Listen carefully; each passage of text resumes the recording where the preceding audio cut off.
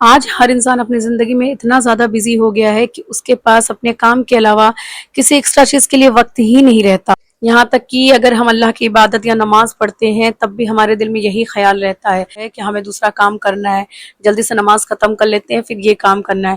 مطلب ہم اطمینان سے بیٹھ کر عبادت بھی نہیں کرتے ہیں۔ سب سے بڑی بات تو یہ ہے کہ ہم میں سے بہت سارے لوگ نماز پڑھتے ہی نہیں ہیں، کیونکہ ان کے پاس یہ بہانہ رہتا ہے کہ ہمارے پاس وقت نہیں ہے، ہم بہت بزی ہیں، ہم دوسرے کاموں سے فرصت ہی نہیں ملتی۔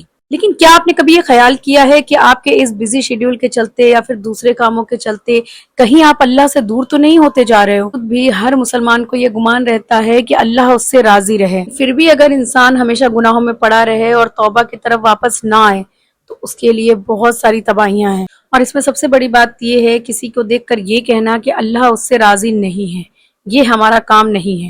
ہمیں دیکھنا ہے کہ اللہ ہم سے کتنا راضی ہے، ہم اللہ کے لیے کیا کر رہے ہیں، کیونکہ فیصلہ صرف اللہ کرتا ہے، ہمارا مقصد اصلاح کرنا ہے۔ اگر اللہ کسی سے ناراض ہے تو اس کی سب سے پہلی نشانی یہ ہو سکتی ہے کوئی انسان اگر گناہ کرتا ہے لیکن پھر بھی اس کا دل اللہ کی طرف متاثر نہ ہو۔ نبی کریم صلی اللہ علیہ وسلم نے فرمایا کہ جب کوئی انسان گناہ کرتا ہے تو اس کے دل میں سیاہ نقطہ پڑ جاتا ہے۔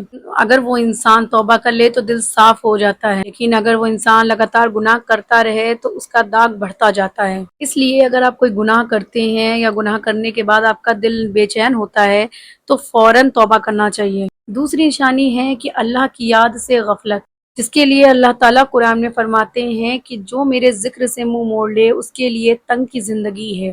یعنی کہ جب انسان کو نماز بوجھ لگنے لگے، قرآن پڑھنے کا دل نہ کرے اور اللہ کے ذکر سے دل دور ہو جائے تو یاد رکھیے یہ اپنے حالت پہ غور کرنے کا وقت ہے۔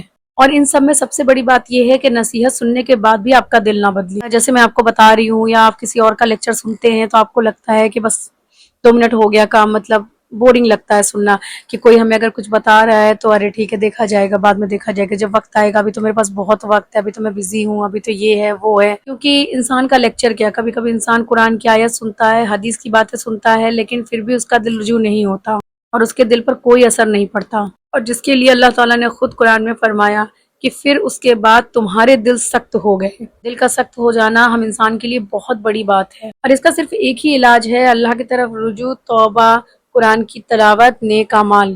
لیکن پھر بھی اگر آپ کو ان میں سے کوئی بھی بات اپنی زندگی میں نظر آئے تو بالکل بھی مایوس نہ ہو اور یہ سوچیں کہ اللہ تعالیٰ بہت معاف کرنے والا ہے اور رحم کرنے والا ہے۔ اپنی اس بزی زندگی میں اللہ تعالیٰ کے لیے تھوڑا وقت نکالیے، عبادت کریے اور یہ سوچئے کہ ہم اس دنیا میں کس لیے بھیجے گئے ہیں۔ اس لیے آج ہی دل سے توبہ کریے، نمازوں کی پابندی رکھیے اور اللہ سے ہدایت مانگیے۔